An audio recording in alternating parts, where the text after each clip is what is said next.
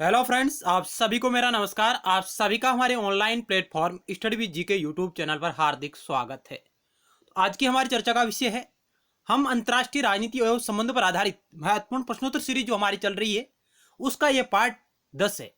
इससे पहले हमने 9 पार्ट ऑलरेडी अपलोड करके रखे हैं।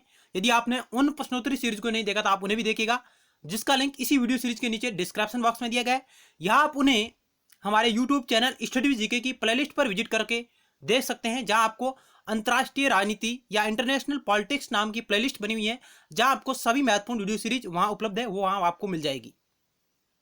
तो आइए इस वीडियो सीरीज के अंतर्गत हम महत्वपूर्ण सवालों के बारे में चर्चा करेंगे जो आगामी प्रतियोगी परीक्षाओं की दृष्टि से आपके लिए महत्वपूर्ण हैं। यदि आप पहली बार हमारे YouTube channel study with GK को देख रहे हैं और आपने अभी तक इसे सब्सक्राइब नहीं किया तो आप इसे जरूर सब्सक्राइब करें और पास बने बेल के आइकन यानी घंटे को भी जरूर दबाएं, ताकि नेक्स्ट टाइम वीडियो सीरीज का नोटिफिकेशन आपके पास तुरंत पहुंच जाए। यदि आपको हमारा प्रयास अच्छा लग रहा हो तो आप इसे लाइक करें और अपने दोस्तों के साथ भी शेयर करिएगा। पहला क्वेश्चन आपकी स्क्रीन पर रहा है ये।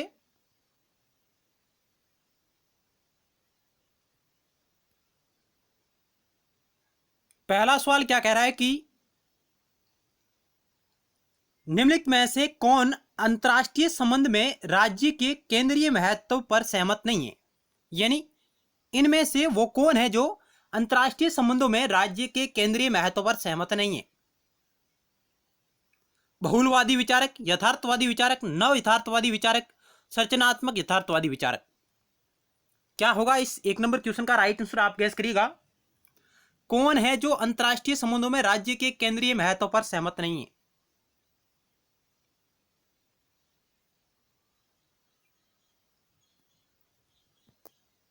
इस क्वेश्चन का ऑप्शन ए राइट होगा। बहुलवादी विचारक है जो अंतर्राष्ट्रीय संबंधों में राज्य के केंद्रीय महत्व पर वो सहमत नहीं होते हैं।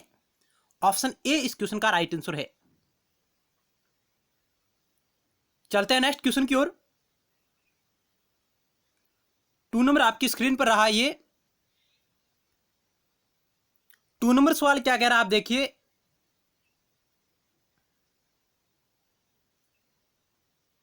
निम्नलिखित कथनों पर विचार कीजिए, भूमंडलीकरण की विशेषता है। यानी इन आपको 4 कथनों पर विचार करना और सही कूट का आपको चयन करना है। इनमें से कौन है जो भूमंडलीकरण की विशेषता मानी जाती है, फिर आपको नीचे कूट का चयन करना है। जैसे 1 2 1 2 3 2 3 4 4 ऑप्शन आपके समक्ष है। निम्नलिखित में से कौन सही है भूमंडलीकरण के बारे में? तो पहले आप कथनों पर विचार कीजिए, इनमें से कौन सा कथन भूमंडलीकरण के बारे में या भूमंडलीकरण की विशेषता के बारे में सही बात करता है।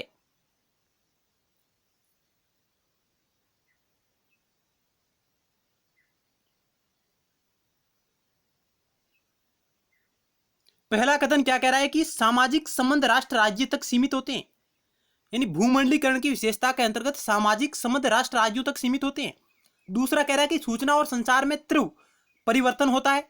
तीसरा कह रहा है कि उत्पादन और संस्कृति की प्रक्रियाओं की अन्योन्य आश्रितता तथा अंतर्मिश्रण को बढ़ावा मिलता है। चौथा कह रहा है कि एक भूमंडलीय आधिकारिक संरचनात्मक संप्रेषण जाल तंत्र और वित्तीय संस्थाएं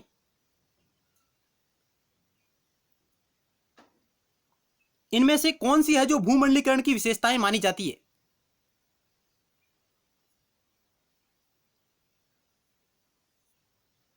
तो दूसरी और तीसरी और चौथी ये भूमंडलीकरण की विशेषताएं, जबकि पहली है जो भूमंडलीकरण की विशेषता नहीं है। यह विशेषता नहीं है क्योंकि सामाजिक संबंध राष्ट्र राज्यों तक ही सीमित नहीं होते हैं। सामाजिक संबंध है जो राष्ट्र राज्यों तक ही सीमित नहीं होते हैं, उनमें अन्य संस्थाएं भी शामिल होती हैं। वैश्विक संस्थाएं हैं वो भी इस भूमंडलीकरण के अंतर्गत शामिल होती है, न कि सामाजिक संबंध राष्ट्र राज्यों तक सीमित रहते हैं, वे अंतर्राष्ट्रीय स्तर पर भी उनका विस्तार होता है। इसलिए आपका ऑप्शन एक है जो वो गलत है भूमंडलीकरण की विशेषता के बारे में, जबकि दूसरा, तीसरा और चौथा भूमंडलीकरण की विशेषता के संदर्भ में बिल्कुल सही बात करते हैं। सामाजिक संबंध राष्ट्र राज्य तक सीमित नहीं रहते, उनका फैलाव है जो एक देश से दूसरे देश में भी होता है, अंतर्राष्ट्रीय स्तर पर भी होता है। तो ऑप्शन आपका दूसरा, तीसरा और चौथा सही बैठेगा। ऑप्शन डी इस क्वेश्चन का राइट आंसर हो जाएगा। दूसरा, तीसरा, चौथा है जो इसके बारे में बिल्कुल सही है। चलते हैं नेक्स्ट क्वेश्चन की ओर। 3 नंबर सवाल आपकी स्क्रीन पर रहा ये। अंतर्राष्ट्रीय पूंजीवादी व्यवस्था के सूचक विश्व व्यवस्था सिद्धांत की प्रत्यय का भविष्य कथन 1970 काल में हुआ। यह प्रत्यय निम्नलिखित में से किसने प्रस्तुत किया? यानी कहने का मतलब यह है कि अंतर्राष्ट्रीय पूंजीवादी व्यवस्था के सूचक के रूप में विश्व व्यवस्था सिद्धांत का प्रत्यय है जो 1970 के काल में हमें देखने को मिला, और ये किसने प्रस्तुत किया था? विश्व व्यवस्था सिद्धांत का संबंध किससे है? Samuel P Huntington, Andre Gunder Frank, George Wallerstein Cardoso. क्या होगा 3 नंबर सवाल का राइट आंसर? आपके ऑप्शन आपके समक्ष रहे।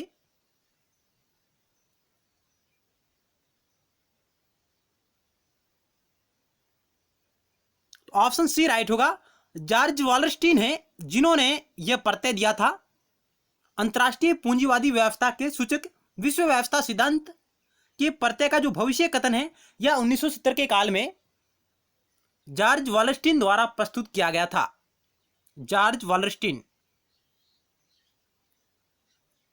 नेक्स्ट 4 नंबर सवाल आपकी स्क्रीन पर रहा।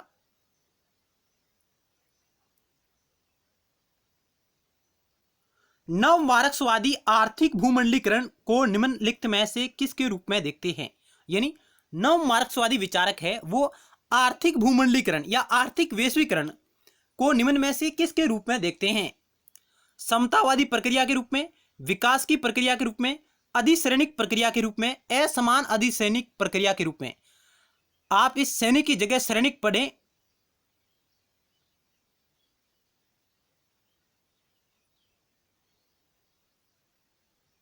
क्या होगा 4 नंबर सवाल का राइट आंसर है?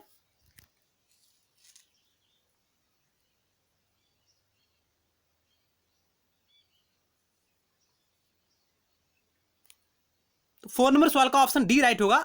नव मार्क्सवादी है जो आर्थिक भूमंडलीकरण को असमान अधिसैनिक प्रक्रिया के रूप में देखते हैं।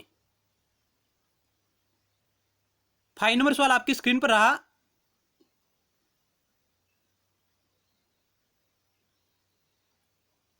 एक दिसंबर 1943 की तेहरान उद्घोषणा निम्नलिखित में से किसकी योजना बनाई गई थी? यानी 1 दिसंबर 1943 की तेहरान उद्घोषणा हुई जिसमें किसकी योजना बनाई गई थी?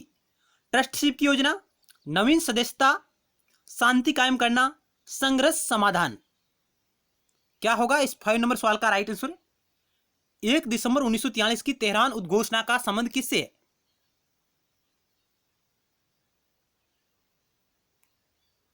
इस क्वेश्चन का ऑप्शन सी राइट होगा। शांति कायम करने से संबंधित यह योजना थी। नेक्स्ट सवाल 6 नंबर आपकी स्क्रीन पर रहा।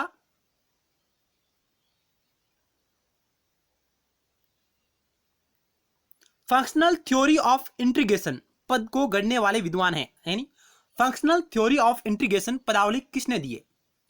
David Mitrany, Ernest Haas, Joseph Nye, Andrew Linklater. Functional theory of integration पद को किसने दिया है?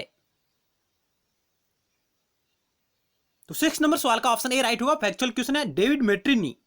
डेविड मेट्रिनी ने इस शब्दावली का प्रयोग किया है या इसको दिया है। 7 नंबर सवाल है।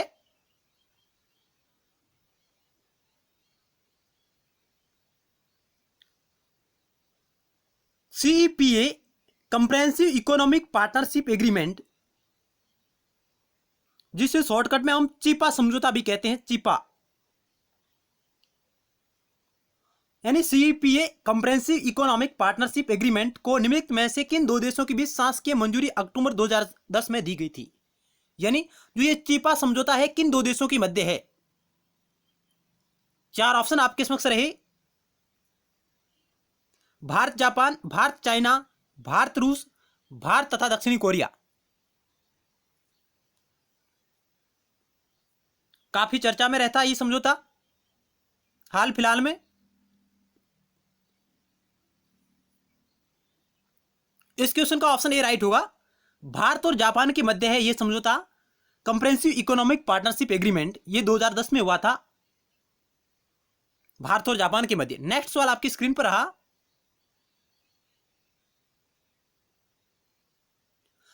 व्यवस्था विश्लेषण के मार्टन कापलान के मॉडल्स का सही अनुक्रम क्या है? यानी अंतर्राष्ट्रीय राजनीति की व्यवस्था सिद्धांत जो मार्टन कापलान ने दिया है, अंतर्राष्ट्रीय राजनीति का व्यवस्था सिद्धांत, जिसके इन्होंने 6 मॉडल बताए हैं। कितने मॉडल बताए हैं? कुल 6 मॉडल इन्होंने बताए थे। ध्यान रखिएगा, मार्टन कापलान ने अंतर्राष्ट्रीय राजनीति व्यवस्था के 6 मॉडल दिए हैं और उनका सही क्रम क्या है, जिसमें 4 इसमें दिए गए हैं। उनका आपको सही क्रम का चयन करना है। शक्ति संतुलन, ढीली द्विध्रुवीयता या शीतल द्विध्रुवीयता भी कहा जाता है इसे, ढीली या शीतल द्विध्रुवीयता, कठोर द्विध्रुवीयता, सार्वभौमिक अंतर्राष्ट्रीय व्यवस्था, इनका आपको क्रम सेट करना है। जो मार्टन कापलान ने इनका क्रम बताया है वो आपको चयन करना है। तो क्या ऑप्शन राइट होगा इस क्वेश्चन का 8 नंबर का?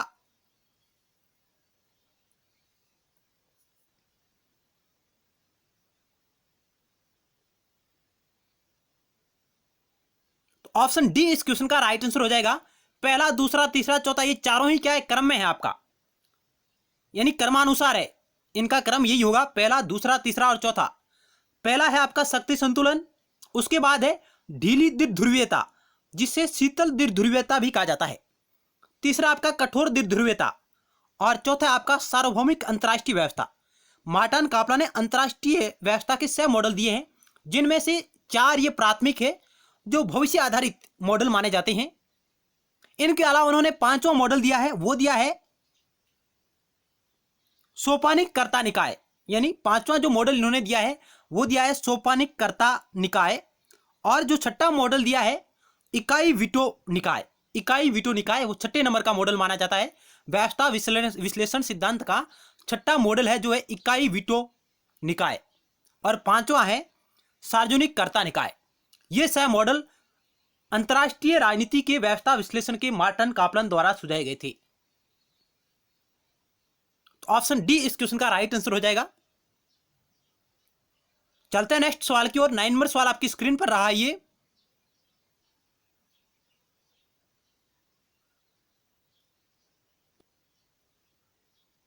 9 नंबर सवाल क्या कहता है कि सुरक्षा परिषद के प्रस्ताव संख्या 1414 नवंबर 2002 का संबंध किससे है? यानी सुरक्षा परिषद ने जो प्रस्ताव पारित किया था 1414, इसका संबंध किससे है? सोमालिया में यूएन की संलिप्तता, बोस्निया में उड़ान निषिद्ध क्षेत्र लागू करना, उत्तरी इराक में कुर्दों को सुरक्षा प्रदान करने के लिए खाड़ी युद्धों की समाप्ति पर हस्तक्षेप का अनुमोदन करना।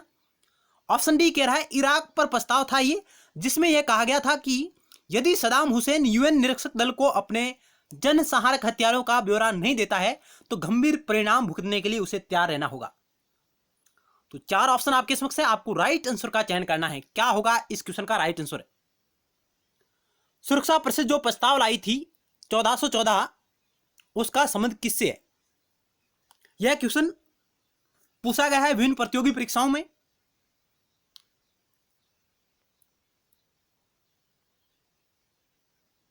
इस क्वेश्चन का ऑप्शन डी राइट होगा।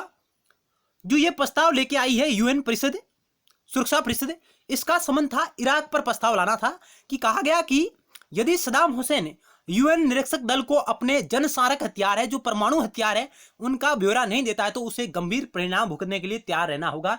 यह बात इस प्रस्ताव में कही गई थी। ऑप्शन डी इस क्वेश्चन का राइट आंसर है। नेक्स्ट क्वेश्चन आपकी स्क्रीन पर रहा।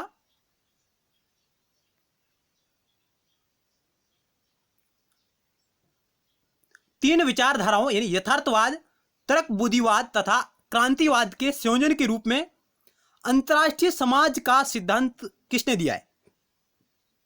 अंतर्राष्ट्रीय समाज सिद्धांत का प्रवर्तन किसने किया था? यथार्थवाद, तर्क बुद्धिवाद तथा क्रांतिवाद के संयोजन के रूप में Martin white, Kenneth voltage, Hadlee bull, Raymond arrow.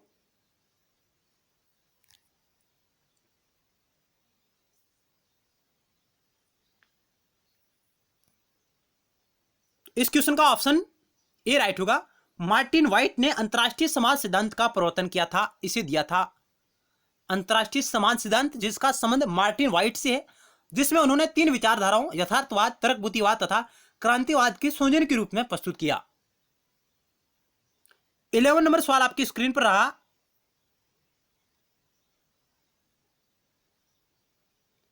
सवाल क्या कह रहा है कि इसमें आपको कथन और कारण दिया गया है। कथन एक कह रहा है कि सुरक्षा परिषद के निर्णय बाध्यकारी होते हैं तथा उन्हें 15 में से 9 सदस्यों के बहुमत और साथ ही 5 स्थायी सदस्यों में से प्रत्येक के द्वारा पारित करना ही पड़ता है। यानी कहने का मतलब ये कह रहा है कि सुरक्षा परिषद के निर्णय बाध्यकारी होते हैं तथा उन्हें 15 में से 9 सदस्यों के बहुमत और साथ ही 5 स्थायी सदस्यों में से प्रत्येक के द्वारा पारित करना होता है। और कारण कह रहा है कि 5 स्थायी सदस्यों को सुरक्षा परिषद के समस्त निर्णयों के ऊपर वीटो पावर होता है। क्या कथन और कारण दोनों सही है? क्या कारण ए कथन की व्याख्या कर रहा है या दोनों सही है व्याख्या नहीं कर रहा है, या ए सही है आर गलत है, या ए सही है या आर गलत है, या ए गलत है या आर सही है? क्या होगा इस क्वेश्चन का राइट आंसर? ऑप्शन आपके समक्ष रहे।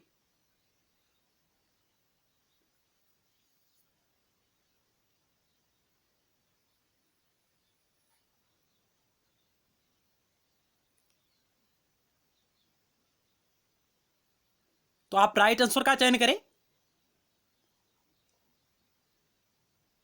क्या दोनों बातें सही है? हाँ बिल्कुल सही है, ऑप्शन ए राइट होगा।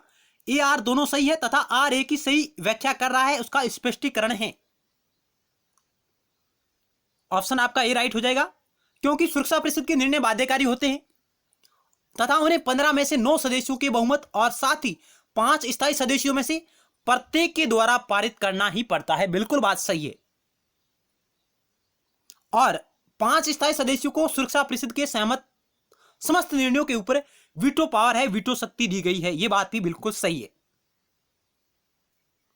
चलते हैं नेक्स्ट क्वेश्चन की ओर।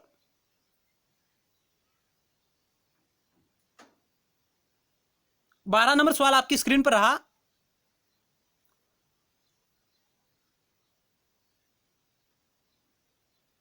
सवाल क्या कह रहा है कि निम्नलिखित में से कौन कौन से सिद्धांत मॉर्गेंताउ द्वारा प्रतिपादित यथार्थवादी सिद्धांतों के अंतर्गत आते हैं? यानी हंस जे मॉर्गेंताउ जिन्होंने अंतरराष्ट्रीय राजनीति के अध्ययन का यथार्थवादी जो सिद्धांत दिया है उसके अंतर्गत उसके कौन से सिद्धांत आते हैं? ऑप्शन आपके समक्ष रहे। पहले 4 कथन दिए गए, आपको कोड का चयन करना है, सही कोड का चयन करके सही आंसर आपको गैस करना है। यानी मॉर्गेंथाउ द्वारा प्रतिपादित यथार्थवादी सिद्धांत के अंतर्गत आते हैं। मॉर्गेंथाउ ने यथार्थवादी सिद्धांत के 6 तत्व बताए हैं, उनमें कौन सा शामिल है? ऑप्शन आपके समक्ष रहे।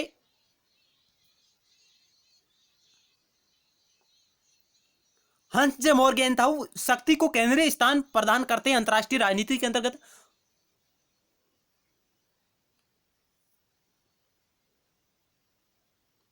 वे अंतरराष्ट्रीय राजनीति को शक्ति संदर्भ के रूप में परिभाषित करते हैं।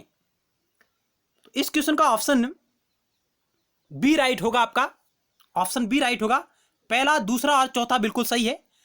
पहला क्या कह रहा है कि स्थायी और अपरिवर्तनीय मानव प्रकृति की मूल में राजनीति स्थित होती है। यानी स्थायी और अपरिवर्तनीय मानव प्रकृति की मूल में राजनीति स्थित होती है। बिल्कुल बात सही है जो मॉर्गेंथाउ करते हैं। दूसरा कह रहा है कि मानव अस्तित्व में स्वहित आधारभूत तत्व है। यानी मानव अस्तित्व में स्वहित यानी स्वयं का हित है जो आधारभूत तत्व है। बिल्कुल बात सही है। बल प्रयोग केवल विदेश नीति का अंग है, यह बात मॉर्गेंथाउ नहीं करते। यानी बल प्रयोग केवल विदेश नीति का अंग नहीं है, यह अन्य संरचनाओं को भी प्रभावित करता है, अन्य संस्थाओं का भी अंग माना जाता है अंतर्राष्ट्रीय स्तर पर। और दूसरा है, चौथा है कि राष्ट्रीय हित को शक्ति के रूप में परिभाषित किया जाता है। यानी मॉर्गेंथाउ राष्ट्रीय हित को शक्ति के रूप में परिभाषित करते हैं, यह बात बिल्कुल सही है। तो आपका पहला, दूसरा और चौथा कथन बिल्कुल सही है। ऑप्शन बी इस क्वेश्चन का राइट आंसर हो जाएगा। नेक्स्ट सवाल आपकी स्क्रीन पर रहा।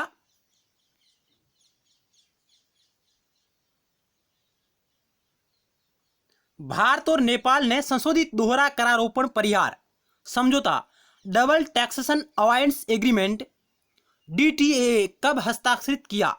यानी भारत और नेपाल ने संशोधित दोहरा करारोपण परिहार समझौता डीटीए डबल ए कब हस्ताक्षरित किया? 2011, 2012, 2010, 2009।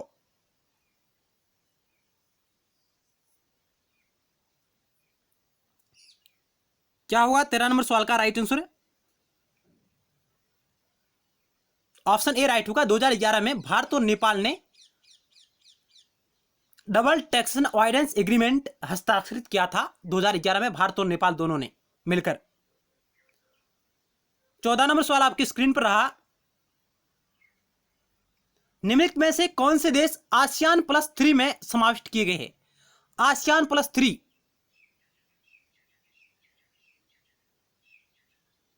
एपीटी, आसियान प्लस 3 में कौन से राष्ट्र शामिल है, कौन से देश शामिल है? एपीटी, चीन, भारत, जापान, चीन, दक्षिणी कोरिया, रशिया, चीन, रशिया, जापान, चीन, जापान, दक्षिणी कोरिया। यदि आपने हमारी वीडियो सीरीज आसियान पर आधारित हमारी वीडियो सीरीज नहीं देखी तो आप उसे भी जरूर देखिएगा। जो यूट्यूब चैनल स्टडी जीके की प्लेलिस्ट पर अंतर्राष्ट्रीय राजनीतिक नामक प्लेलिस्ट बनी हुई है, उसमें पढ़िए, आप उसे भी जरूर देखिएगा, जिसमें हमने आसियान के बारे में विस्तार से चर्चा की है। अब आसियान प्लस 3 में कौन से राष्ट्र शामिल है? तो इस क्वेश्चन का ऑप्शन डी राइट होगा। चीन है, जापान है और दक्षिणी कोरिया, ये राष्ट्र है जो इसमें शामिल है। आप इसे याद रख सकते हैं, जाकोची। इस ट्रिक के माध्यम से आप याद रख सकते हैं, जाकोची। जा से आपका जापान, को से आपका दक्षिणी कोरिया और ची से आपका बन गया चीन। जापान, दक्षिणी कोरिया और चीन, जाकोची, ये राष्ट्र है जो आसियान प्लस 3 में शामिल है, आसियान प्लस 3 का निर्माण करते हैं।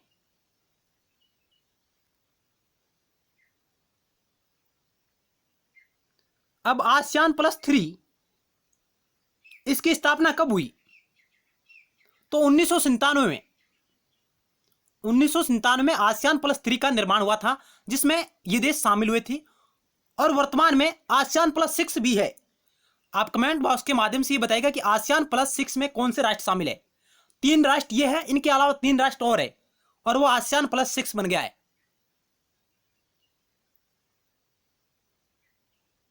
नेक्स्ट क्वेश्चन 15 नंबर आपकी स्क्रीन पर रहा।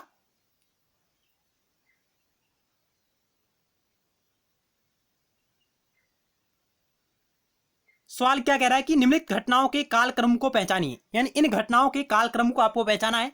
ये जो सिद्धांत है इनको आपको कालक्रम में व्यवस्थित करना है।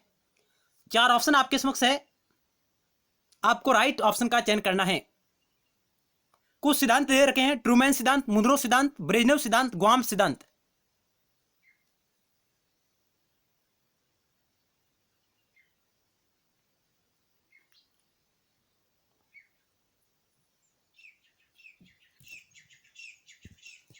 तो 15 नंबर सवाल का ऑप्शन बी राइट होगा।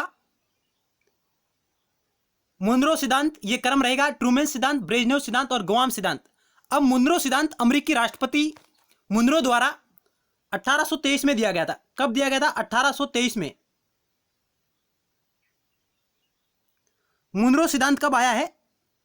1823 में अमेरिकी राष्ट्रपति द्वारा दिया गया था, मुनरो द्वारा। और ट्रूमैन सिद्धांत ये कब आया है? ये 1947 में आया है। आपको यदि ये 2 पता होते तो आप आसानी से इस क्वेश्चन को हल कर लेते, यदि एक भी पता होता तो। ब्रेजनेव सिद्धांत ये आया आपका 1968 में। ब्रेजनेव सिद्धांत 1968 में आया है। इस प्रकार ऑप्शन बी आपका क्वेश्चन राइट आंसर होगा, ऑप्शन बी। तो इस वीडियो सीरीज के अंतर्गत हमने अंतर्राष्ट्रीय राजनीति और संबंधों पर आधारित महत्वपूर्ण सवालों के बारे में आपके समक्ष चर्चा की। आपको हमारा प्रयास किस प्रकार लगा, आप कमेंट बॉक्स के माध्यम से अपने अमूल्य सुझाव दीजिएगा। मिलते हैं नेक्स्ट टाइम एक नए टॉपिक के साथ और महत्वपूर्ण सवालों के साथ। धन्यवाद।